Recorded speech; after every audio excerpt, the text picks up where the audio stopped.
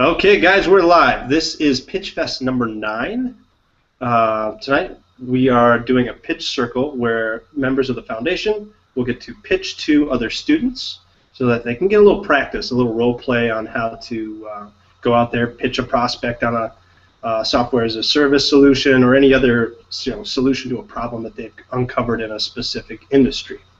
So tonight on deck we have Brenton, Amar, and Jeremy, and with a special guest hoping to provide a little bit of extra feedback, we have Mitch Bowler. And Mitch, would you mind giving a little bit of an intro on kind of your background and what you're all about? Sure, yeah. I was in the foundation last year, and so I went through the process, and I got my pre-sales, so I completed the foundation. I think I had 3 pre-sales at the end, and I was working with business brokers to create a product to help them manage all the leads that they get. At the same time, though, I'd already started a business helping artists, and I used to work in the art space in the video games industry, so that business was already going and growing quickly. So at the end of the day, I just cut my foundation project so that I could focus on one business, and now I continue to do that at pencilkings.com, and we help artists get affordable art training from professional artists, and I'm kind of the brains behind that operation. We have a small team, and it's pretty cool because things are pretty much automatic now, so it allows me to travel and live the lifestyle that I want, as well as help a bunch of people out. So that's me in a nutshell, and if anybody has questions, we can talk about it later. Awesome. Thanks, Mitch. And I encourage anyone that's watching this to go check out his site. It's, is it pencilkings.com? Yep, that's the one, pencilkings.com. Awesome. Yeah, please check him out. Look at his stuff. Write a review and let him know how great he's doing. We're going to start off the pitch circle. So, in the circle, we are going to start off with a prospect, and you're going to pitch to this prospect. They're going to role play with you, give you some objections or questions or anything that comes up. You're going to pick up the phone, this little fake headset, yell ring ring, and the pitch will start. So it will be limited to 10 minutes for pitches, 5 to 10 minutes of feedback once you're done. Now, anyone have any questions before we start it off? Perfect. Okay. And Brenton West, you are up. Awesome. Kick it off. All right.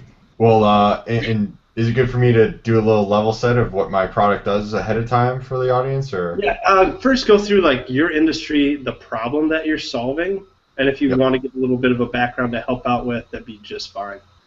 Awesome. So my product is Name to Email. It is a simple solution for finding email addresses for anyone that you have the first name, last name, and domain information about. My target market right now, I'm kind of focusing in on SaaS growth consultants. But for today, just to make it easy for who I'm pitching to, Admar, I'm going to just flip it and make it so that it's how Admar can find more leads to contact for the first time. So that should make it pretty easy. And the kind of setup will be that the initial rapport we've built was a blog post that I wrote to give the manual process to find this information. And so now I'm following up on how that manual process went and pitching Name to Email. So with that, I guess we'll just dive right in. Amar, you good? Yep, ready to go. All right. Ring, ring. This is Amar. Hi, Amar. Brenton West here. How are we doing today? Good. How are you, Brenton? Doing well. Is now still a good time to talk? We had scheduled a quick session for this afternoon. Yeah, still good. Awesome.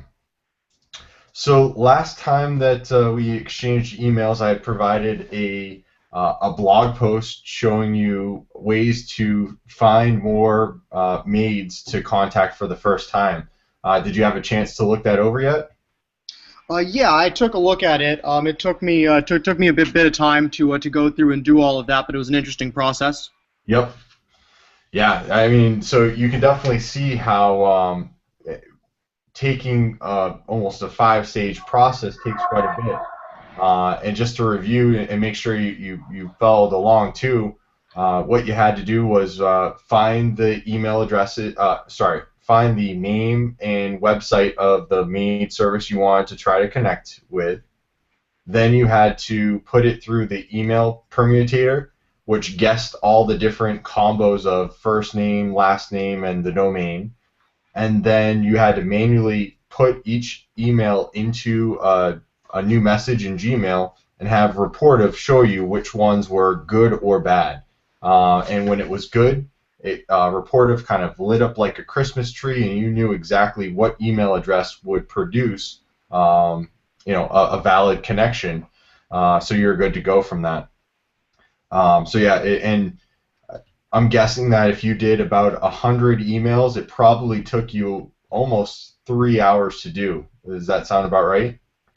Yeah, I'd say so. I didn't do quite that many, but it took about an hour and a half to do 20 to 25. Okay, yeah. And obviously you have many more maid services that are out there you're trying to connect with, right? Yes. So the ability to automate that process would be a huge savings to you just in time alone. Yeah, definitely. Cool.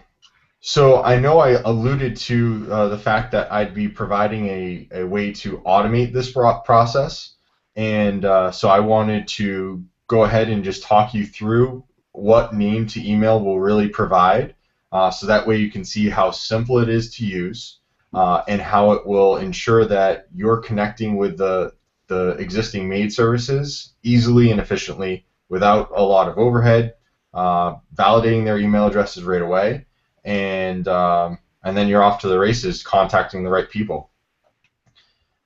So the way that name to email works again is a very simple login.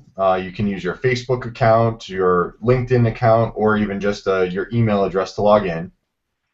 Once you're in, you're going to be a premium member, so you certainly have the ability to just enter somebody's name, first name, last name, and domain of their website, and hit the search button, and automatically name to email will permutate the email address for you, so it will guess all the different combinations. There are about 20 different combos it will try. So first name, last name at, so on and so forth, like you saw with the permutator. And then automatically, instead of you having to hover over everything, it will just spit out and show you the valid email address in the results table. So from that results table, you can then either just copy the email address or export it to a CSV, an Excel file, or connect it to your favorite service, such as maybe quickmail.io. So that's, you could do one-offs, and then again, I mentioned the premium member, you'd be able to actually even take a CSV file that would have a list of all the contacts you want to try to reach, hit the submit button, and it would automatically take that spreadsheet and go through the process for every single contact, and would spit out on the other end all of the valid email addresses for you. And not only are these email addresses of contacts, but they've been validated by that person's social media account that name to email was able to connect them to. So it's a very simple, straightforward process. Obviously, the time savings is drastic because instead of jumping between potentially 5 different screens to find one email, you only have to be looking at one screen, and that's going to be the name to email application. So does that all make sense as far as the process goes, or are there any questions that you might have? That's pretty clear. Cool. So what the stage I'm at right now is I'm really looking for founding members, and what a founding member would entail is obviously early access to the software. It would provide you the ability to provide direct feedback. So if there are any features that would be really nice for you to be able to leverage in the application, I'll be able to most likely build those into the initial versions of the software. And then there are a couple of discounts that I provide as well, because Name to Email will be a monthly subscription service. So to enter a founding members program, I ask for an upfront payment of $200, which is a full year's payment at a discounted rate. And that discount will also continue on for life. So after the founding year, any additional months that you want to continue the service, you'd get a discount of $30 a month.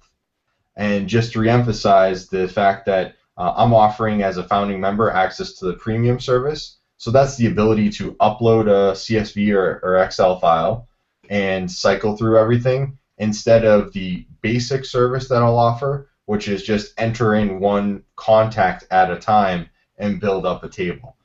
So really trying to provide you the offering that will save you the most time. As you already have seen, it can be a lengthy time otherwise, right?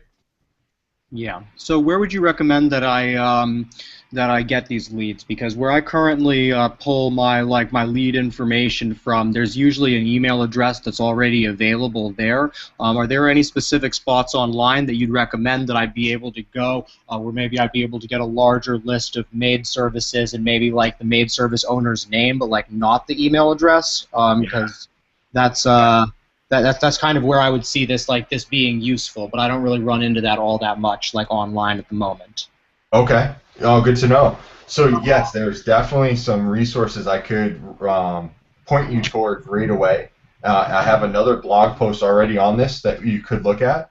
Perfect. But believe it or not, one of the best places to gain this information would be from your local library. They have available to make available to you databases that provide the information you just asked about. So a company's name, the owner's first name and last name, and their website.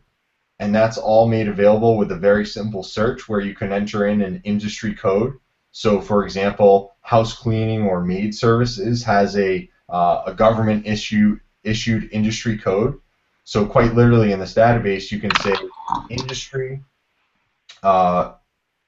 geographic area that you want to focus in on, and it will just spit out all of the businesses that fall under those criteria.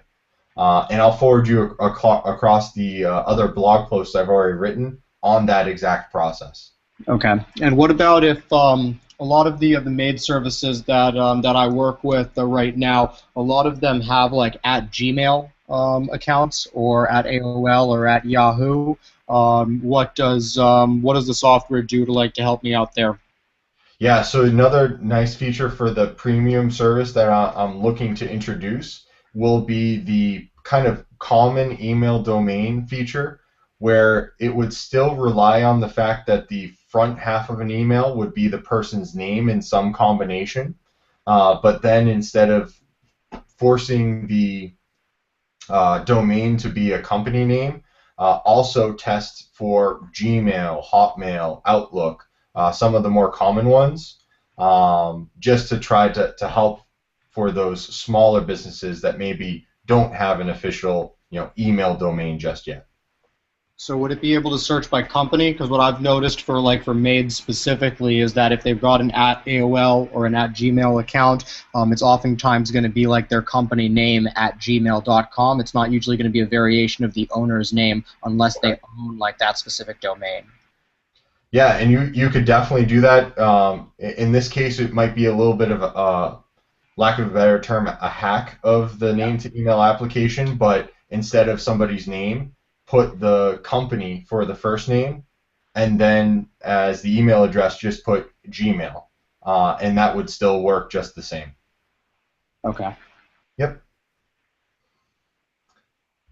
So with everything that I've introduced, do you have any other questions, or do you think that becoming a founding member is something that you're interested in? I think I'd be open to considering it. I'd have to look into just how many leads there are out there that this could get me the email addresses for, and figure out what those numbers would look like. But it seems like a reasonable like value proposition, depending on what sort of like market I'm looking at. Sure. Well, just real quick, typically when you extract from something like the libraries, like I mentioned, let's say that you're extracting 100 email addresses. I anticipate that you're probably going to get well over 5,000 made services just through the databases alone. But from that, you're going to have, owner, first name, last name, and their websites, let's say, right? Because you can't even filter it based on records that just have websites. Using this process alone manually today, the success rate that I've seen is upwards of 60% of those contacts you're able to identify using this process, specifically their email addresses. So by simply extracting from a database, uploading that to name to email, and pushing one button, anywhere around 60% of the emails you look to extract would be generated for you, according to my research so far. And that's in a matter of minutes, opposed to hours, like you already experienced doing it all manually. Yeah, that makes sense. Yep. So I mean, I really want to make sure that you're on board for the founding members program, because I think you're going to be really enjoy the service, because I know you're in growth mode right now and you want to start connecting with maids. And I want to make sure that all the little features, such as the ability for the company name at Gmail, I want that to be entered into the core functionality for you. And I can definitely make that happen if you join the founding member program. Yeah, like I said, I'll definitely consider it and get back to you on it. I just need to take a look at the numbers, because I agree with you on like the 5,000 number. It's probably 3,000 to 5,000 like maid services out there, but it's just a question of how many email addresses we already have. Like, I wouldn't be surprised if we've already got 80 to 90% of those, and so then it's pretty much just a numbers thing. I just need to do a quick analysis, and I'd be happy to give you a call back in the morning. Okay. Fair enough. And if there's anything I can do to help you, with that analysis, just please let me know, and let's keep the channel of communication open, and we'll go from there. Yeah, absolutely. If you can just send me that blog post so I can take a look at some of the leads online, and then I'll also check the library like you suggested. Awesome. Well, it sounds good, Mark. Thank you very much for the time, and we'll stay connected. Yeah, definitely. Thanks for calling. All right. Cheers. Cheers. Awesome. And done. Yeah. So, how do you feel? You feel okay? All right, I'm ready. Let's throw the balls at me now. All right, so let's get some feedback here from Brenton. Brenton, first, I want to find out, did you fly your VA out here? Is that who's sitting next to you, or? I am. I didn't get an introduction here. No. This is my girlfriend. She was really interested in the pitch, so she wanted to watch. Cool. Well, welcome. Brenton, I'll start off with, I thought your pitch was great. I lost you a little bit in the beginning, but it made more sense towards the end. I think maybe just like dwelling on the pain more and getting some of that buy-in on, not just like what sucks about it, but the emotions of why it sucks. To like go through and dig and scrape for emails, like I think it's a pain in the ass. I don't like doing it. Yep. So if you dwell on that more, that emotion then simmers long enough that they're like, yeah, this is kind of a pain in the ass. I would like that gone. I think at the end of your pitch, when there's like, Amar is saying that he needs to go check out some numbers, I would let him know, like, if there's anything I can do to help you out with that, or like help him like clarify that for him. I think that would help like entrust, that you're really invested in what he's looking to do. Not that that's necessarily easy for you, but like maybe you could help test it out for him and show him it, because obviously if it's not built, it's hard to do, but you can show them through the reportive hack itself just how cool it is. Yeah. So that's something that's demoable. I think at the end when you were like trying to rope them into the founding members group is a great idea to do, and that I would lean harder on the scarcity part, that you're only going to allow a limited amount of people in, and that it would behoove him to get in now before the price goes up. Yeah. Okay. You can kind of tailor some of those buttons and the UI feel of it so that it makes sense and all those things. Yep. As far as the pitch itself goes, like flow, we need more like emotion and laughs or like frustration. Like I feel like there wasn't enough like emotion involved. It was like really businessy, and I think maybe even telling a story, real short, like 5-minute story of like somebody that like a 60% rate and like what that did to their business might be helpful. Okay. Just something to throw in there. People like stories, and it's a lot easier to pay attention to. I found myself fading out in the beginning just because I was like, I'm trying to take notes, not really sure what's going on, all the features. Try and get some conversation rolling. Yep. But that's pretty much what I got. I really think it's a good product. I think that's a pain that a lot of us can relate to and would definitely like to have solved. Yeah, for sure. So, well done on that. Thank you. Mm-hmm. And you said you also got like some visual stuff that you can show people, like either like a mock-up view of it. Yeah. No, I definitely have a full info pack that's all set up. Cool. That does show off like the UI of how it's just 3 steps to find an email and all that stuff. Boom. That's what you send to Amar tonight, and then he has something in his hands to look at, so that when you have a call, you're like, oh, hey, did you get my email? Yeah, I sent that to you, just so you can get a little look at like how simple, how easy. Did you go through? Oh no, let's look over it right now. Pull up your email. Let's go through this one by one. Yep. Yeah, that would be probably a good way too. Instead of just saying, "Hey, have you manually tried to scrape emails? Did you Did you see the info pack?" and then go from there. Totally. Yep. Okay. Yeah, well done. Who else has good feedback? I can go. So I think the pitch was really good. I think you can have more confidence that it, like if you can pump yourself up somehow before you get on the call, like just saying like how you're awesome and your product's awesome, and just get in this right headspace where you're like 110% confident that this is a really good solution, then it's going to come through on the phone and the person will hear that, and it really plays. If you think about any time that you've been sold, when that salesperson is confident, you just buy because you're like, oh, well, he's confident. He told me this is going to help me, and I believe in him. You mentioned quickmail.io, and I'm not sure if that's like a standard thing, but if it's not, I would try and leave out jargony things because it can, as just a general pitch, it can confuse people. Yeah.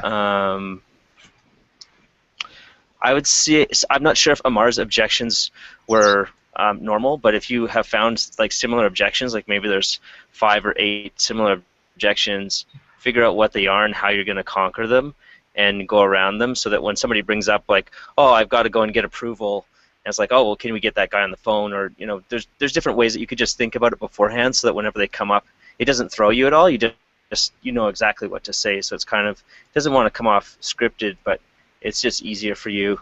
Another opportunity here that I thought was really cool. So you mentioned this that at the library people can get all these emails and stuff, but can you just hire a TaskRabbit or something to do this for people? And it might cost you $50, but it could be like a great upsell. That's like, well, if you want, we can actually do this for you. But for founding members, we can throw this in for free, and it might cost you, I don't know, like $20 or something on TaskRabbit. They go down, scrape all those emails, because I doubt that the business person wants to go to the library. Like, nobody really looks forward to going to the library. Yep. And I think it's a really great thing that you can bundle in, as well as it's a nice upsell after the fact. That you just figure out what the numbers are for somebody to do that, and it should be fairly easy. No, that's a good point. Yeah, you can actually do all that just right from the internet. You can literally do it from your couch, and that's at the title of my blog post. Um, Well, see, but the thing is that Oh yeah, so then that I think you could tell people like you can do it from your couch, and I have the instructions. But if you just want me to handle it for you, that's no yeah, problem. I'm like more than happy to do this for the founding members and spend the time because it might only take you 5 minutes, but to them this is a really high value activity because they've been doing it by hand or they don't even know how to do it. And for you it's easy, but for them it's like rocket science. right. Yep. No, that's a great point. so Okay. I And had then two things. Oh yeah, go go ahead, ahead. Mitch. I think I'm good here, so I'll just mute myself. Okay. Yeah. So Brennan, I had two I think primary like I guess like kind of pieces of feedback is I think what Mitch was just saying is like 100% dead on. Like that seems like a really little step of me having to go to the library and like pulling the information from the database. But if that's the sort of thing that you could outsource for $20 or even $50 and you pass that cost on to me or even marked it up a bit, that like takes what your process was that you were pitching me on and removes me so far from it that it's really automating it. That it's still asking a lot of me to sit here and go to the library and to get that database. I mean, you probably should have mentioned on the pitch that I can actually do that online because I wasn't clear on that. Yeah. So like I think that would be something that would be important. The other thing is this is probably just an adjustment that you probably just didn't make because you were like actually pitching me and you're used to pitching people in like the same industry. But Yeah. in terms of price anchoring, all that you really had to do to like kind of like get on like on my level as like a lead or like a potential sale was ask me essentially what my profit margins are of like, okay, so like you have a software as a service, how much are you making like monthly? And so for that I'm going to answer, well, I charge at least $49 a month. And so now when you're sitting here and pitching me on the $200, instead of sitting here and pitching me on all this time that it's going to save me, be like, look, if I can find you 1,000 leads and I can send out messages to all of them over a year that you'll have full access to the software, but with that first 1,000, if I can get you 4 customers in 1 month, you've made your money back for being a founding member. If I Yep. get you 1 customer, in 4 months you get all of your money back. And the whole Yep. thing is you throw that out there, and then it's a very difficult proposition for me to say no to because you're pitching it as almost free money. Right. Nothing but upsell at that point, and if it doesn't work, 100% money back guarantee. Yeah, exactly. That's something else that you probably should have thrown in there as well. Yep, I like that. Cool. Yeah, no, I definitely, I know I caught myself just jumping into a couple of assumptions, like you can scrape the library from literally from your couch. You don't have to go anywhere. But I like the feedback of, well, maybe throw that as a sweetener just to really show them something. And then I threw in something, the quickmail.io. Mitch, some of the foundation people might be more familiar with it. It's another foundation product, but there's a potential play for a partnership there for this product and that. So I was almost trying to seed that as well. But I probably should explain it, the reasoning why instead of just name a product. So that's a good pitch, good insight too. Yeah, definitely, because I didn't know what it was. I mean, I had a good idea, and I'd heard it before, but I didn't really know. Like, I don't know what QuickMail.io is. Like, I Yep. didn't interrupt you there, but you lost me a little bit when you were talking about it. I could guess based on what you were explaining, but yeah. The other thing is that you probably want to offer both, because like what you're saying about it being like an upsell is the whole thing is you should be like, look, you can do this from your couch, but I totally understand if you don't even want to do that. So that's why I'm offering for an extra, $50 for 250. I'll take care of that for you, and you give them the option, and then they can choose what level of engagement they want, and they pay a fair price for it. Yep. No, that's cool. Hey, I had a super quick. I know we're a little over, but first off, I thought you did a really good job. I mean, I thought it was pretty smooth. Generally, I don't have much. I think just echoing what these guys said. Simplify a little bit the technical details. I think repetition will do that, right? But I think there's a few times where I think you were talking for a minute and a half or so without getting any feedback or asking for, Yeah. so just practice that a couple times and you'll be good. And then I agree, dwell on the pain and get a price anchoring. I didn't really notice any real price anchoring early when you're dwelling on the pain. So I think that will help later on. Otherwise, good job, man. Cool. Well, thank you, everyone. Awesome. Thanks, Brendan. Okay, next up we have Amar. And Amar, is your last name Ghosh? Gauche. It's pronounced with an H, but spelled with an E. It's a soft H. Yep. Okay, Amar, you're next up on the mound. Go ahead and take your pitch. Tell us a little bit about yourself with your market, what the pain is, a little bit of that before you go right into it. Yeah, absolutely. So I'm working on ZenMaid.com software. And so we work with residential maid service owners and operators or managers, whoever's running the business, and we're just trying to solve the pains that they experience on a day-to-day basis, pretty much keeping the operation up and running. I mean, it's really everything that's necessary from an administrative standpoint. We come in and try to optimize.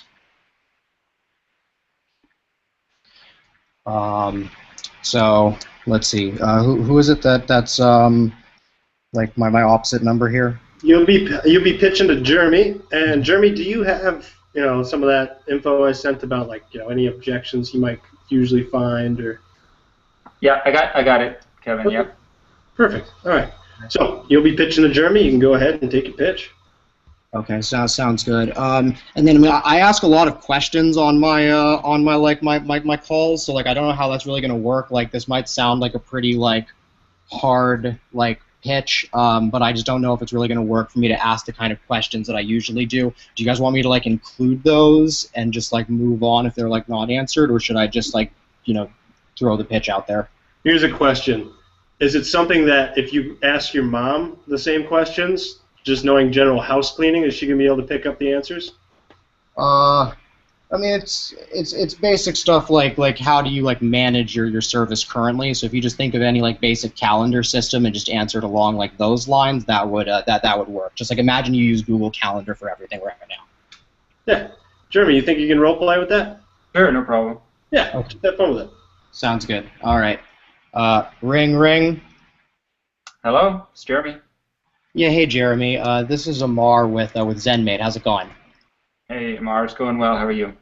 Good, good. I was giving you a quick call today. I know that we'd spoken recently. We talked about kind of the software idea that I was developing. I was reaching out, just kind of check in with you about that, give you some updates kind of on where we are with that, and then I was hoping you might actually be interested in signing up for the software. Did you have a couple minutes? Yeah, I sure do. Let's go.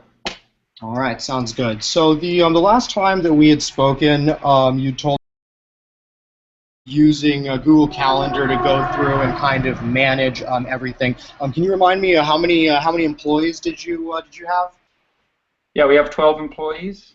Okay, and so I'm guessing you have those organized into 4 or 6 teams. That's right. We have it in 4 teams. Okay, sounds good. And so on a daily basis, you guys are having to go through kind of update the calendar, take care of all of that stuff. How are you currently communicating the employees' schedules to them? We'll go over it in the morning with them, and then if there's any change, we'll give the head person a call in each team.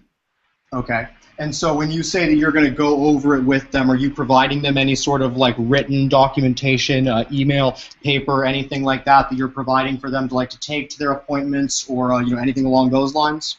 Yeah, that's right. We print out a sheet for each particular team and give that to them. Okay. And how long does it take you each morning, approximately, to do all of those schedules? Oh goodness, at least an hour to get all that done for all the teams correctly. Okay, sounds good. So yeah, pretty much what I'd wanted to talk to you about is that's one of the major issues that we have addressed with ZenMaid. It's one of the few differentiating factors that we have between us and other softwares that are out there. I know that you're currently on Google Calendar, but you've tried some of the other competitors out there previously, Made Easy, and some of those. And so pretty much the way that we look at it with ZenMaid is that every single maid service has to sit here and finalize their calendar. That they've got to go through and on a daily basis. It doesn't matter whether you're doing it manually, whether you're using Google Calendar, one of our competitors, whatever it is, you have to go through and finalize your schedule so you know which employees are going to which appointments and all of that stuff. So pretty much what we've done is we've taken a basic calendar system that allows you guys to very easily and in a very simple way track all of your appointments and finalize that calendar. What we've done is we've set up a bunch of triggers that help to actually run and grow your maid service while you simply finalize that schedule. And so pretty much with what you were just saying, that it currently takes you an hour to go through and to print out those schedules. If you sit here and you finalize your schedule with ZenMaid, we can generate those schedules for you as PDFs with 3 clicks of a button, and it'll literally take about 3 to 4 seconds for them to load. You click the print button in the top right-hand corner of the screen, and you're done with what's currently taking you an hour a day. How does that sound? That sounds amazing, almost too good to be true. How do you decide which jobs go to which teams? So that's completely for you guys to decide. Of course, there's going to be a limit on just what the software can sit here and do. If we could sit here and assign your employees to the correct appointments, maybe get some Roombas for you guys and take care of cleaning the floors and all of that stuff. We'd pretty much be Google. So you guys would have to go through and figure out assigning all of the appointments. Again, that's very, very easy to do. And so what happens is when you assign an employee to one of your appointments, your employee can now in real time log on via our website and check their schedule. They can only see the appointments that they've actually been assigned to. And then also by assigning them to that appointment, we can automatically send them a work order. So I talked originally about how you guys are currently printing everything, and that's what you're going through and doing. What we can do is we can replace that process, or if you want, we can send them an automatic email the day before with all of their appointment details, or we can send them a text message the day before with all of their appointment details. And all of those have a clickable address, so they can just pull up the location right there on Google Maps and navigate straight there. Oh, very cool. Yeah, that sounds amazing. So that's actually only one part of the software. That's essentially how we help you guys to run the business, that everyone has to finalize their calendar, like I've said, and then everyone has to let their employees know in one way or another where they have to be at what time. So we take care of all of that for you, which is pretty nice. It saves people a lot of time. But the real power of the software is actually the customer lifecycle emails that we have set up. And so pretty much what happens is, again, by simply finalizing your calendar, we can trigger 4 emails that you guys can send to go out to your customers that help you in a variety of ways. They can help you with customer retention. They can help you with marketing and branding, reminding people which maid service they're actually getting serviced by, as opposed to just knowing the person's name and not knowing, which maid service just called back after, somebody just called and left voicemails for 5 different maid services trying to get a cleaning. So the 4 emails that we send out and the other 2 benefits are referrals and reviews, which I'll get into here in just a second. But the first email that we send out on your behalf is right when you guys book the appointment. We'll ask you if you want to send a confirmation email. And so that confirmation email pretty much just says, hey, thanks for booking with us. We're looking forward to servicing your home on June 9th at 9 a.m. That we're looking forward to servicing your home, and we have the following appointment details, and then we can list out, their address, the contact information, anything else that you want to put in there.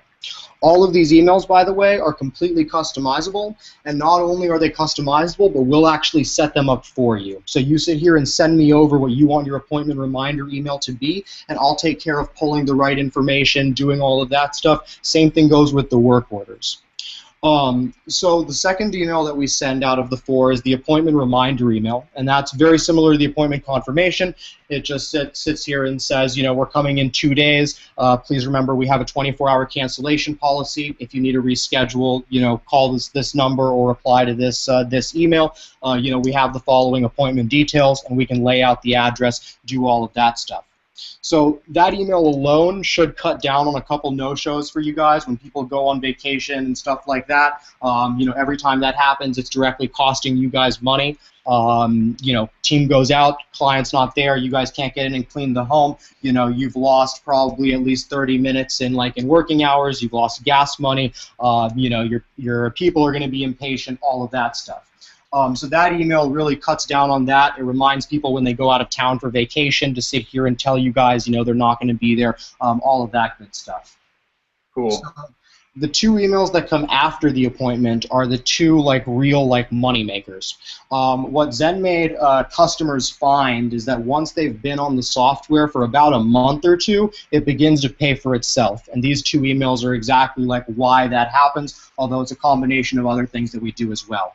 So the third email that we actually send out is the appointment follow-up email. And so for that, what we can do is we can sit here and we can ask your customers if they had a great experience with you guys. And if they did have a great experience, well, to just give you an example of what that email would be, is it would be, hey, Joe, thanks again for booking with us. We hope that you had a fabulous service on June 9th at 9 a.m. We just wanted to follow up and make sure that you had the best experience possible. Any feedback that you have for us would be greatly appreciated. And by the way, if you were really happy with our service, would you mind reviewing us on Yelp or referring us to your friends or whatever it is? And what the ZenMaid software can do is we can sit here and ask every single one of your customers for both feedback and for reviews and ratings on whatever social media sites it is that you guys want to get popular on, whether that be Yelp, whether it be Angie's List, whatever it is, we'll customize the email for you guys and point them to that page. And so what happens is you guys will begin to get more of a social media presence. People will begin to refer you more business because that's the sort of things that most maid services know they should do but can't actually keep up and do with any consistency because it's difficult to sit here and send that email so often. Do you send that Yelp link to customers who did not have a good review? What we do is we sit here and focus on on your guys' strong points. So it's whatever you want to sit here and promote to your customers, and we can help you guys determine what social media is going to be best for that. But ultimately, it's your decision. If you guys have bad reviews on Yelp, then maybe we should promote you guys on on LinkedIn or on Angie's List or something along those lines. Right on, right on. Okay. Cool. And then the last email that we send is a truly unique email. I don't know if I guess I might have mentioned this on previous calls, but I know I didn't mention it today. But I used to run my own maid service in Southern California. We were similarly sized to you guys. We only had 8 employees, but we also had 4 teams there as well. So the scheduling was very, very similar and stuff. This is an email that I actually came up with and my partner at the time designed specifically for my maid service, and so we haven't seen any other software or anything else that does anything like this. And so that email is called the come back email. And the come back email, pretty much the ZenMaid software will sit here and detect when somebody has been on your calendar, whether it be a one-time cleaning for their son's 7th birthday or whether it be regular cleaning and they stopped. 6 weeks after their last appointment, if they don't have an appointment coming up on the calendar, we can sit here and send them essentially a follow-up email saying, hey, you should, can you give us feedback? Was it something we did? Blah, blah, blah, blah, blah. And so, yeah, that's the primary value proposition for ZenMaid. So what do you think? Amar, you have 2 minutes. Okay. I thought you were about to cut me off. That's why I kind of ended it there. All right. So, yeah, what do you think? Hey, it sounds really fantastic. I just have a question about price, I guess, at this point. Yeah, absolutely. What can you afford? No, I'm totally kidding. I'm totally kidding. How many? You said that you have 12 employees. So at 12 employees, it's going to be $99 a month, and you guys are locked into that price for life. There is a $200 on Google Calendar, or you have your information stored elsewhere, we can go through and take care of uploading your employees, your customers, and then helping you guys fill out the schedule. That fee also includes setting up the templates, doing all of that stuff. 99 sounds pretty steep to me.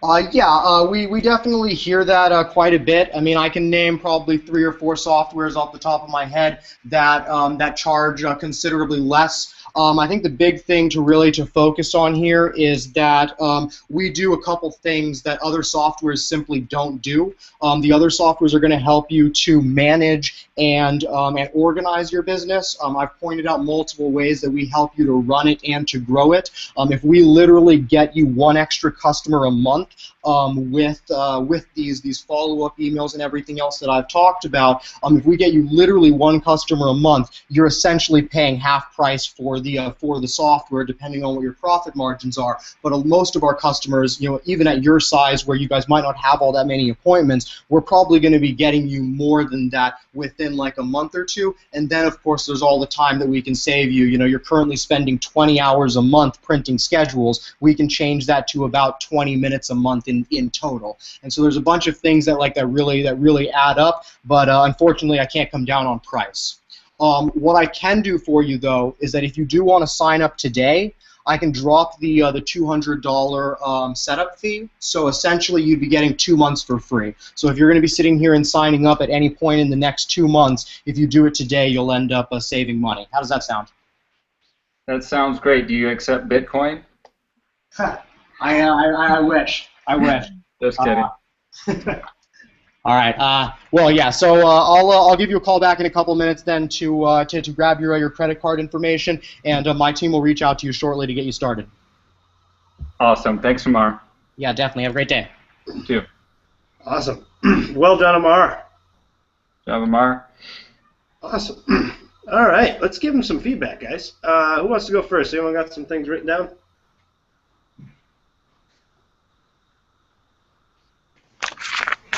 Yeah, I've got some stuff here. So I know we're crunched for time, but I kind of felt like you were steamrolling the person on the phone, that you were like, it was great that you had a lot of confidence and energy, but you're talking so fast that I'm wondering if you two can't come to the decision that they should buy this together somehow by letting them talk more.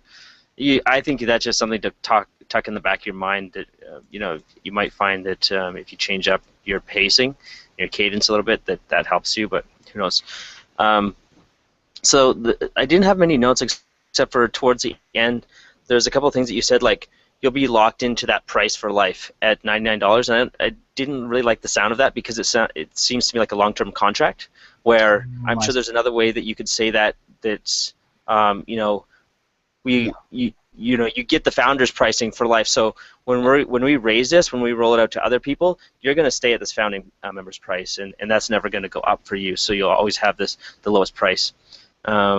Yeah, that's how I think that's how I usually term it. That was, I'd say about half the time I probably term it that way, of like the price will never go up. That you get in at 99, we're going to keep developing new features, and we're trying to get the price up to 149 at some point. You sign up at 99, and you're guaranteed for that price as long as you're on the software. It'll never go up for you.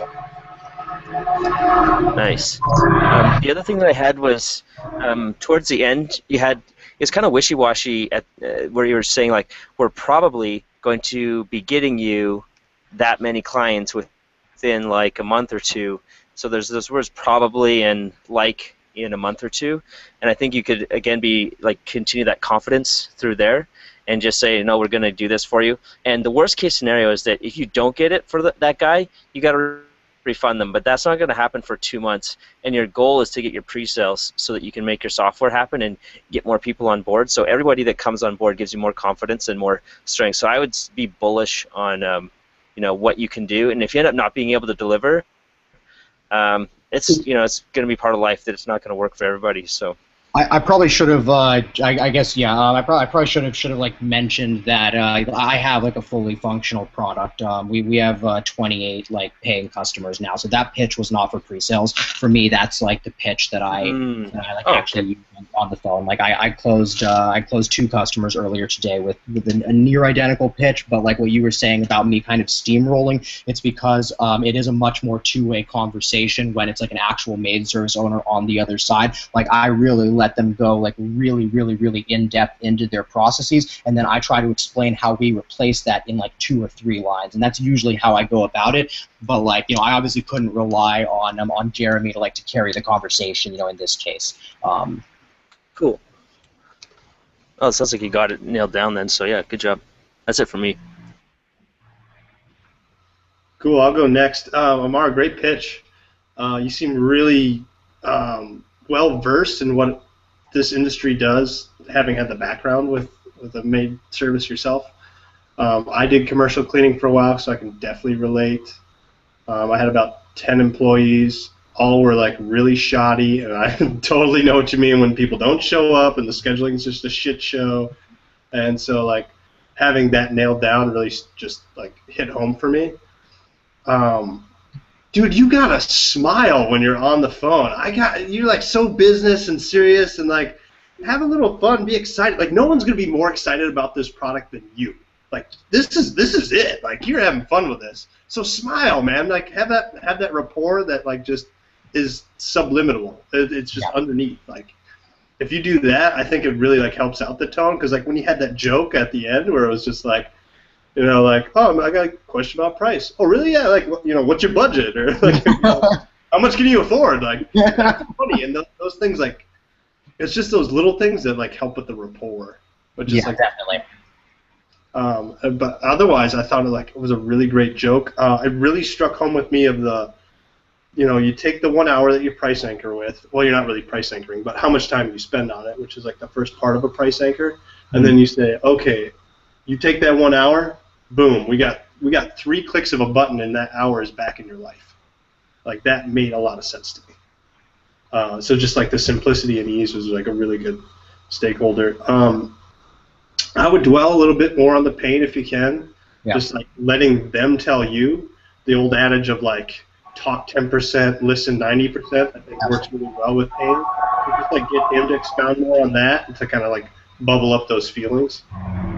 Granted, it's hard when it's a role play and he doesn't really have his business. That like that's not the same thing. But I would do that on your calls, and just talk shop with them like that, because that really helps out, especially if you have rapport already. And I assume you don't do any sort of like walkthrough of things over the phone. I assume. I do. I do a live demo. Oh, you do? Okay. Cool. I found that with that pitch. That's one of the things that I changed recently. Like I actually hadn't been closing that much. Like today, like closing 2 customers is like a really like big deal for me. That like I hadn't really been closing like all that much. But what I found is that if I'm able to deliver that pitch over the phone, where like they're immediately interested in the software and they already know the value of it, then when I sit there and I get them on the demo, I can really just show them how easy it is to use and not really focus on any of the other things that takes like a while to explain. And so I found by splitting it up that way, it seems to be a lot more effective. Awesome. So when you do that, are you putting in things where you can gauge their reactions to it, like asking them for feedback on it as you're going through it, or are you just like nailing down all the feature benefit stuff? No, I ask them at the end of pretty much every section that I've got it segmented into creating the employee, creating the customer, creating the appointment, and then all of the emails that go out when you create the appointment, all of that stuff. And so like I ask for feedback at the end of every single one of those segments if they have any questions on that specific feature, if they want to see if it can do anything else, all of that. Cool. Yeah, because I know you're not in pre-sale, like this is new development phase. This is like a physical product out there on the market, and it's not going to change a whole lot, but it gives them buy-in, and I like that as someone that's been sold to that way. I really like that when people ask my reaction to it, because I feel invested in the conversation that way. Yeah, absolutely. I mean, well, what I've found is that a lot of times it's just dealing with the objections, is the people will look at it and they'll go, oh, that's really cool, but I do it this way. And so then usually the tangents that I go off on like the call or on like the demo are literally explaining like, oh, okay, you do it that way. Let me show you how the system like accommodates that, or let me show you the workaround so that we can fit into like your current process. So that's usually like kind of what the focus is when it comes to those like tangents, I guess. Cool. And one more thing, you have this out here and you're trying to capture more market share. Have you been trying to get referrals? Granted, most people are in competition, but if you like get a rejection, have you asked people like, appreciate your time. Do you have anyone else that you think might, be a good fit for what we have going on? A little bit, not as much as I really like should be, which is actually ironic because my software does that. Like maybe I should just use it to schedule my own appointments and then ask them all for referrals. But yeah, I haven't really been doing it all that much. I mean, I do to like current customers every now and then. I'll ask them if they have anyone they want to like refer over. But we have a lot of we've just got some like partnerships and stuff like that like going on that gets us enough attention. I just say that because today I was pitched on for a software product and we said no to it, and the guy immediately asked us, that referral question. Gotcha. And my executive director shot one out right away, and I was like, damn, I should be doing that on all my rejections too. What the heck? Definitely. So just a little tidbit. Cool. Anyone else got feedback? I'll go. Oh, go ahead, Jeremy, because you got a prep for your session. Oh, okay. Sounds good. I'll make it quick. First, Amar, I saw that hangout you and your partner did a couple months ago. Was that with Dane or someone? That was awesome. Yeah, that was a couple months ago. It was me and Arun. Yeah. That was just cool to see. So I didn't know I'd be pitching with you here tonight. That's cool. Congrats on the 2 sales today. That's awesome. Thanks. The one part I was a little bit confused on is I didn't realize you're going to pitch both the scheduling piece and then you switch to this email thing. So you might have said this and I just didn't catch it, but maybe early on you're going to say, oh, it's kind of a 2-part solution. Let me tell you about the first part. So I was a little bit confused when you started switching to the email kind of drip campaign thing. Okay. And then, yeah, the price anchoring, once you get like a number like an hour, you can probably figure out another quick thing. Oh, even if you value your time at $20 an hour, that's, whatever, $1,600 a month, something like that. It's a good opportunity, I think. But that's all I had. I thought you did an awesome job. Yeah, I thought it was really good too. The couple little notes I have here. The joke was spot on for when you're doing the price anchor. That was awesome.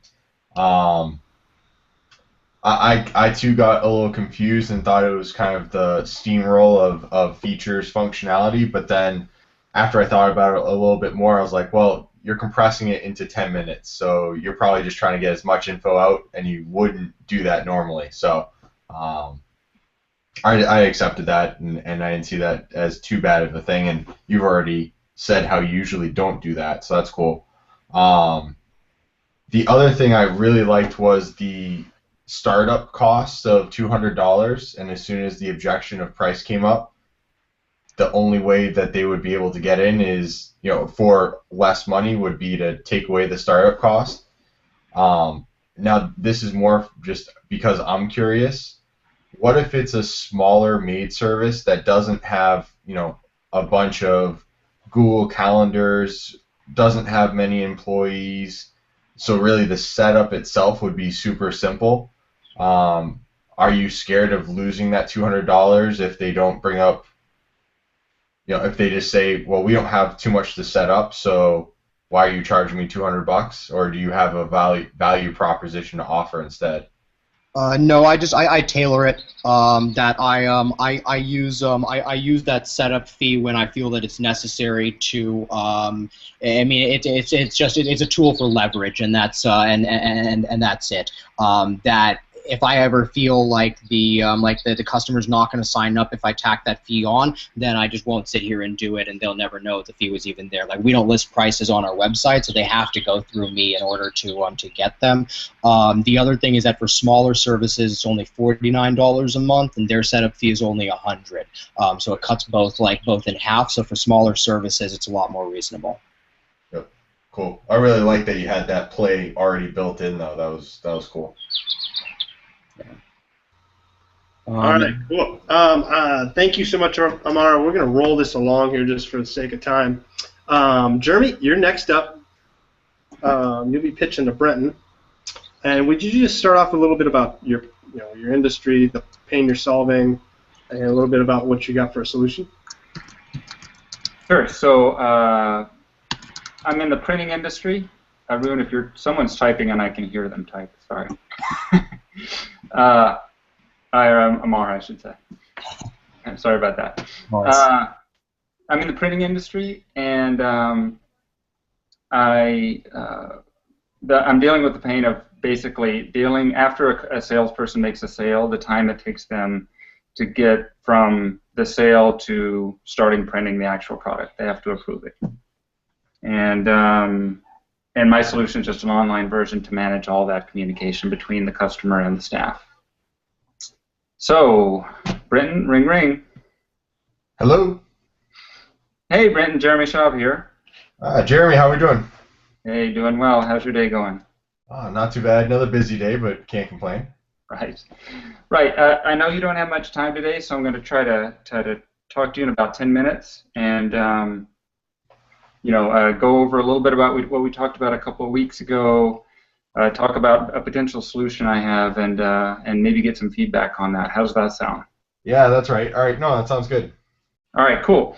So as you know, I've been speaking with many people in the printing industry, and a common pain that keeps coming up again and again, and this is especially true for companies like yours where you have like 5 to 20 employees, let's say, is it involves the time it takes your salesperson to manage the customer through the pipeline after a sale is made. So like the sale is made, and you want to start printing, the job, but you have to get the proof created and approved, right? Yeah. So, the process that I've, kind of uncovered talking with everyone goes something like this. First off, all right, great, the sale's made. Then the salesman says, all right, can you send me the art files? So they email the art files over. These are kind of large files, right? Finally, they come over. He sends them to the staff member who does the proofing, the pre-press person. They use the software, create a proof, send a PDF back to the salesperson. The salesperson forwards that on to the customer and asks for feedback. The customer can approve right there, or they can maybe say, oh, this is wrong, or there's a misspelling over here, and they might iterate a couple times. And this whole process, kind of on average, seems to take about 20 minutes. Is that kind of true for your business? Just for one particular sale, 20 minutes to manage all this communication back and forth? Oh, yeah, at least just the communication piece, right? Because this is probably drawn out over a longer period of time, usually, I've seen. Oh, yeah, because it takes an hour or two to create the proof. So this goes on throughout the day. You kind of have to monitor your email waiting for something to happen, right? Yeah, no, that's a copy and paste of what I see with my guys right now. So, yeah, absolutely. Cool. And how many sales do your sales people make in a day, typically? Yeah, I'd say somewhere around 8 to 10 sales a day. All right, so let's say, 10 sales a day, make the math a little bit easier. 10 sales a day, 20 minutes a piece, that's 200 minutes, that's over 2 hours. Over 3 hours, sorry. That's a huge amount of time just spent basically forwarding emails back and forth. Right, yeah, no, I've never thought of it that way. Okay. Yeah. And I don't know how much you value your time with, how much you pay your salespeople per hour. But let's just do it real quick. Let's say it's $25 an hour. Times, sure. 10 times 20 divided by 60. What am I getting? $83 a day times 22 days a month. That's $1,800 a month, right? Per salesperson. Potentially you're leaving on the table. Not to mention, if that salesperson had 3 hours a day extra, I'm sure they'd make more sales, or you could even go home early. There's just the headache involved with this seems enormous. No, absolutely, and not only that, 3 hours of selling instead of just dealing with emails alone, right? Totally. Yep. Cool. Yeah, so that's what I remember talking about with you before. Of course, the bigger companies, they'll just hire someone. They'll hire a customer service rep, but that'll cost like $3,000 a month minimum. Probably better for someone a little bit more experienced. And so after coming up with this pain and hearing about this, here's what I'm proposing. I'll build software to basically manage all of this content review and approval. And it looks something like this. So the salesperson makes the sale, and then they go to this online, like, cloud-based web application. They fill out a short form, click a submit button, and then they're done. I mean, if they want to keep updated on the process, they can always log in and check it, but at that point, they're out of the loop, and they're not the bottleneck in between the customer and your staff. And at that point, the web application will take over all the communication. So it'll email the customer saying, hey, we're waiting on you to upload your art files. Here's a link to do that. So it'll upload the art. Once that's done, the person in pre-press will be notified, either a text message or an email saying, hey, this has been uploaded, you can start work on the proof. And again, that process repeats itself, of course, when they create the proof. And if there's any if the customer rejects it, accepts it, whatever, it's the same basic process. It's just their salesperson's not in the loop anymore. And sorry, just lost my train of thought. Okay, so that's the basic idea. We don't have this built yet. So I guess I'm in this stage of getting feedback from all the people I've talked to before, and just making sure that this is a valid pain and something you'd love to have solved. So we worked out that this is costing you like $1,800 a month before you even account for the additional revenue that new sales might come in, right? Yeah. Yep. So if I built this software, how does $100 a month sound? Does that sound fair to you? Yeah, I mean, if we're already guesstimating it's $1,800 a month for my employees, that definitely sounds good. But one thing that I do like, even though I understand it may be not super efficient, is the fact that my sales reps are able to have a high touch with the customers who just purchased our service. So in the software, sure, it sounds like it would be an automated email back and forth, but how do I make sure that somebody's doing okay and not upset with how a proof is coming out? Totally, great question. I'm glad actually you asked that. So the way the software is set up is it takes maybe 20 or 30 minutes to set up the initial job, but you just set up your default notification settings. So for example, if the salesperson wants to get notified at any stage, if something happens, like the proof is created or the art is uploaded, at any stage they can get emailed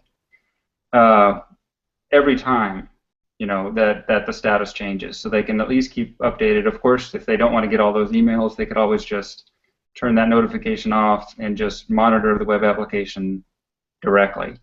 Sure. And I do have a built a mock-up demo. I know you don't have much time today, but I'd be happy to go through that demo with you. We'd have a join.me session or something like that, and I can show you exactly what this looks like.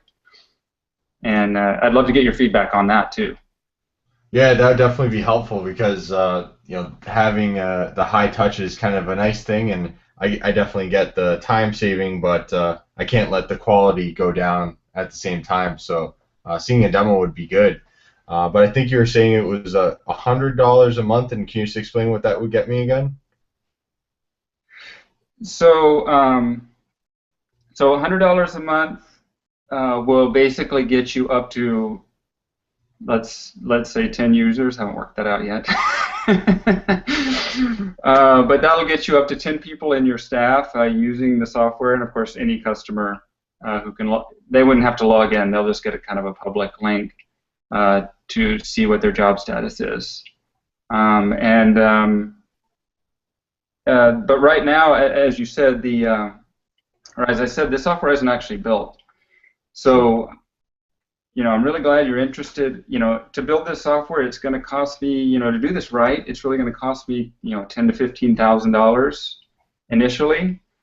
And to validate that this paint is really the one that, people will actually pay money for, I'm looking for 10 champion users at $600. That's 6-month prepay. Okay. So if you do, that's limited spots. I'm only doing that for the first 10 users. Yep. I can talk to you a little bit about what that entails, but basically it's, of course, if we don't develop the software, you get your money back. If we develop it and you don't like it, you can get your money back for any reason, really.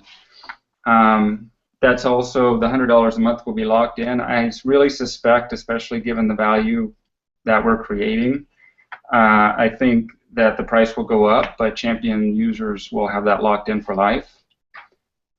So, yeah, if you're interested, I'd love to sign you up right now. But if not, I could always show you the demo, and we could schedule a time for that.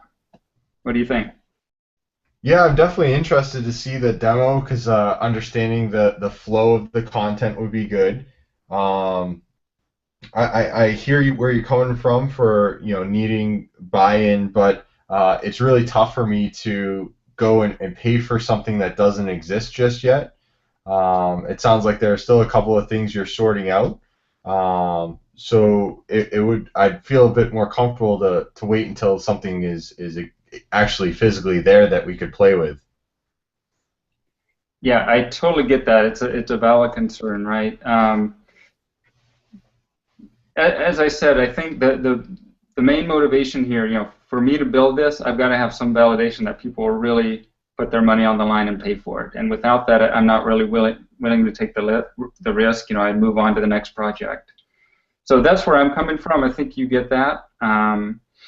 But do you have time maybe tomorrow? I can show you the demo, and we can talk about it a little more then.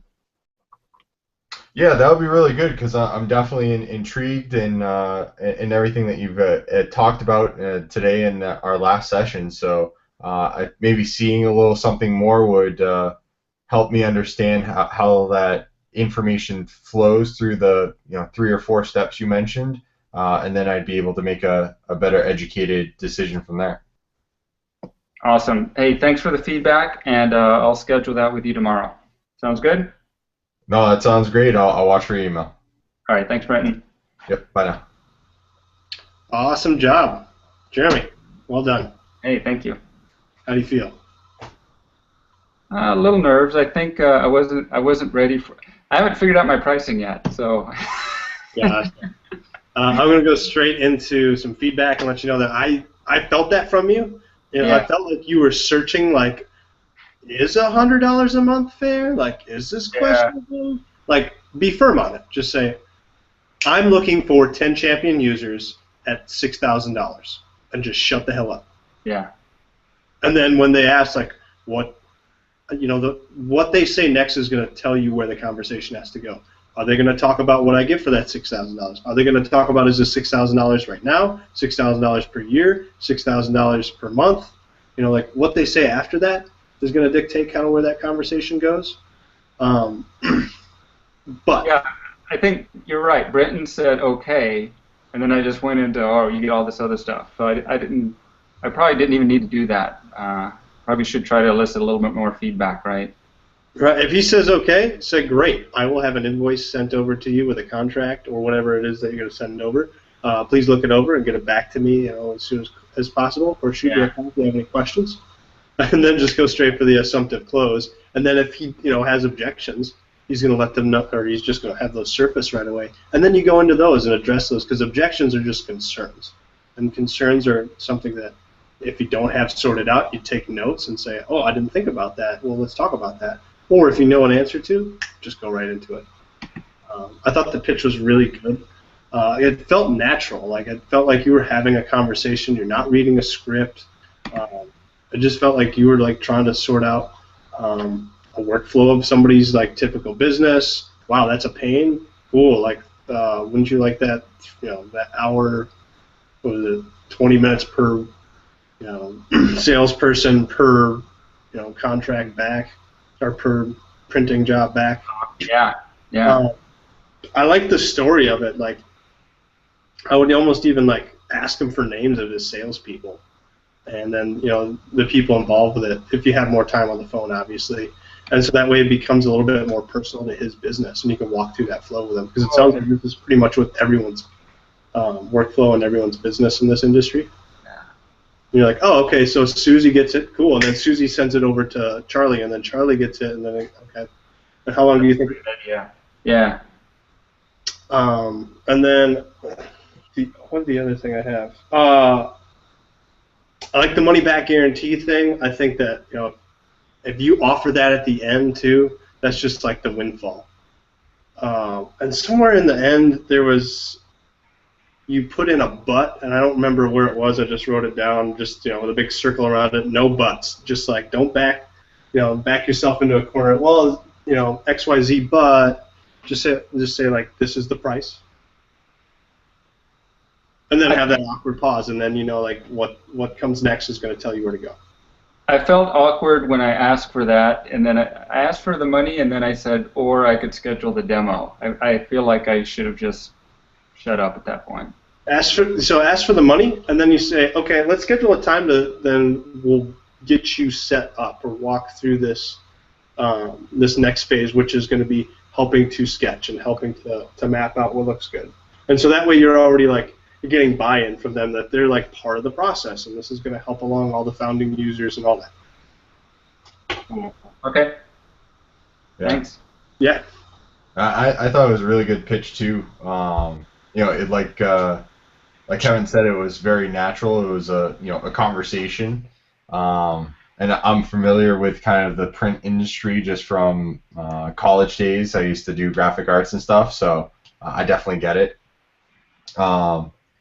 So that's why I asked the question around how do I make sure that the customer isn't just talking to a black box type thing. And the other one I highlighted, I didn't call you out on the call, but so when we started, you said a rep probably takes about 20 minutes for all of the email exchanges. And then at the tail end, you said it takes about 20 minutes to set up a job in this software. So I was like, well, where am I saving any time then? Why don't I just let them continue on their path if it's another 20 minutes to set it up? Yeah, that's the first time setup fee. Didn't communicate that very clearly, did I? Okay. Oh, okay. First time. Gotcha. Yeah. So I was so tempted to just say it, but then I was like, time and all that stuff. So I bit my tongue, but that one. Yeah, that would be ridiculous.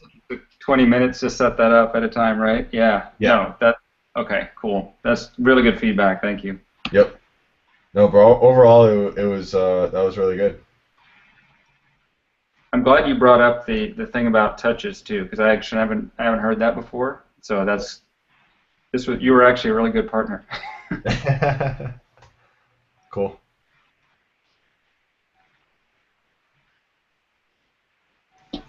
I'll jump in now. So I think at the end, when you're going to schedule a call, you want to lock them down on a time while you have them on the call. So it's like, oh, well, do you want to do a demo tomorrow? Well, I've got you on the call right now to save some emails. 2 p.m. good. There's either 2 or 3 p.m. good. And then it just is one less chance for them to kind of escape you. I think for your pricing, if you're not sure what you're going for on pricing, always go higher. Everybody in the first foundation that I saw be successful, higher pricing made it a lot easier, and that was one of the mistakes that I did, was charging too low, especially for your champion users. If you can get more money out of them, the better, because it's just going to make your life a whole lot easier going into development and having extra funds. So yeah, go higher if possible, and don't worry about, like, if you just look at, you go to the shopping mall and just see how people are blowing money left, right, and center, or go to a business and look at how much paper's flying around and all these employees and stuff, and imagine all this office supplies. And it's like, your software doesn't actually cost that much money, especially when you're delivering the value. So just sort of reacquaint yourself with what things cost. And I think the pitch, like, you came across so genuine that I thought it was really great. And I thought the way that you talked about trying to validate this was really good. That like, you just said, I'm trying to see if this is worth it or not. And so I'm not sure if you, in your head, you felt confident. It seems like you weren't in your head, but just hearing it, it came off really, really confident and really strong. Like, look, there's not really any skin off my back if I do this or not. I'm just trying to prove that it is worth it for you and for me to move forward. So basically, take it or leave it. And that's so strong, because it's basically like, you're the prize, they're not the prize. And I thought that was really good. So yeah, that's it for my feedback. Cool. I was trying to project that. That's just not very natural to me, but that's, yeah, cool. Yeah, I'm definitely trying to gain that confidence as I go along here. I think it was mentioned earlier that that like you didn't sound as confident when you were going through like the pricing, and I think that might have just been because, you know, like, you hadn't really like figured that out. But like I got genuinely confused when I heard you like stutter there, because like earlier, like in the call, like, you clearly stated like, look, like, this is costing you like a bunch of money, like it's $1,900 a month that your like salespeople are spending like with the time. And then when you said $99 and it sounded like you were questioning yourself, I was like, wait, why are you questioning yourself? Like, you clearly have that value. Like, there should be like no question in your head. Like, the way that you presented that, I thought that the price was completely fair and that you have every reason to be confident about that price and asking for it. I mean, I wouldn't question that at all. No, and to piggyback on that, that's a great one to go into, like Amar does, of like how fast you're going to get that back, how fast that return comes back, looking at an $1,800 price point that you're having just go out the door.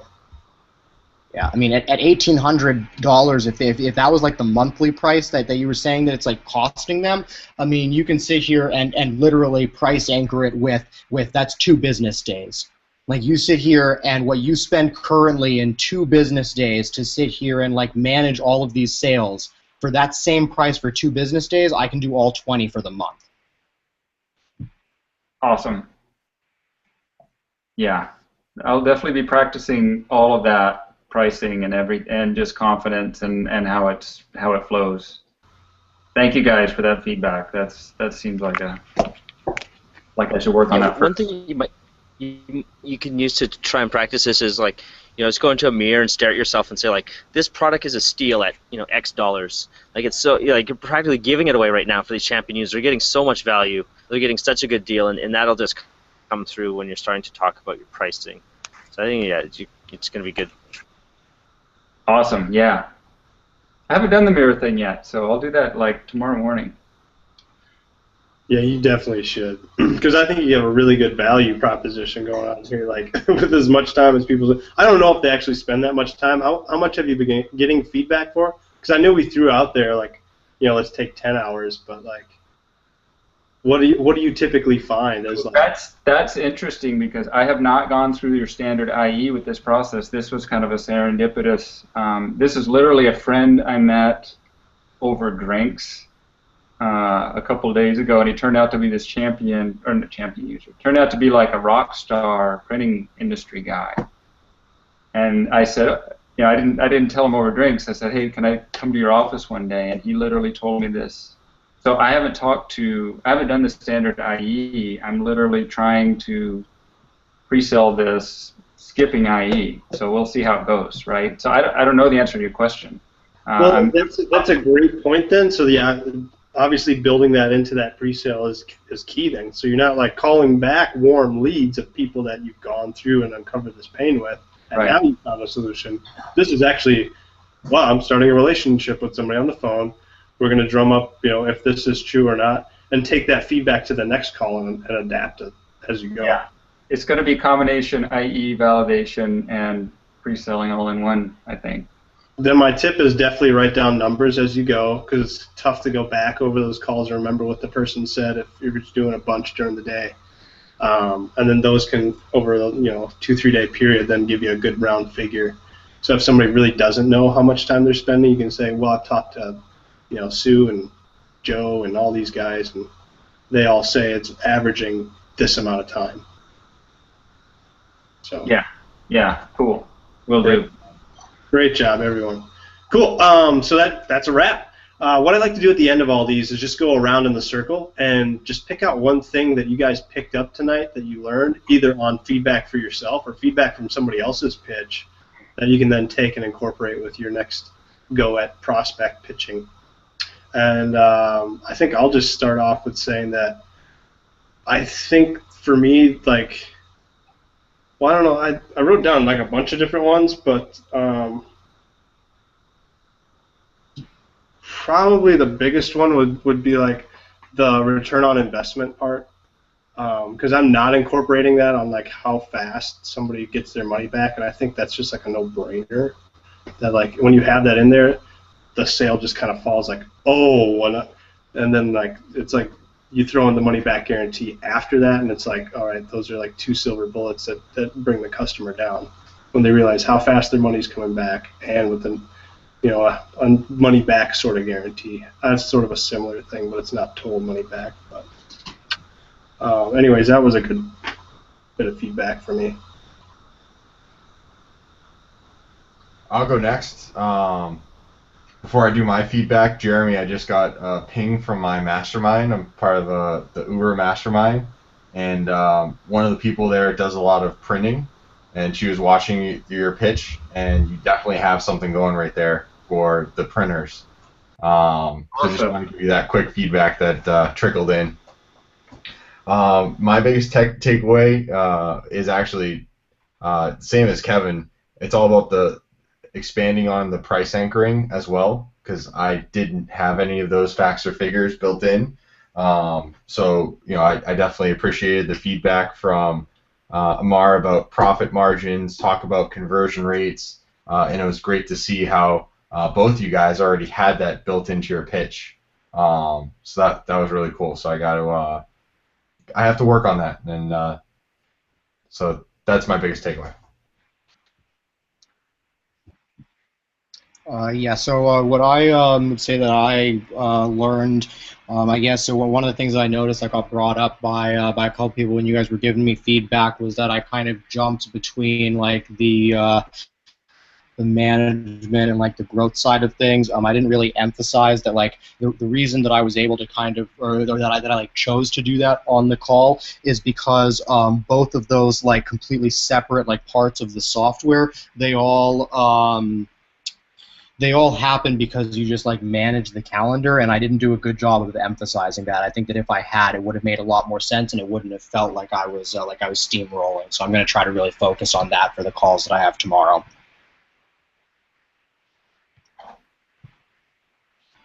And I think, the main thing I need to work on, I've got some issues around price that I need to hammer out, and I need to be confident. And if I do have this good of a return on investment, I need to be extremely confident and know the value I'm providing. So I'm going to definitely work on that.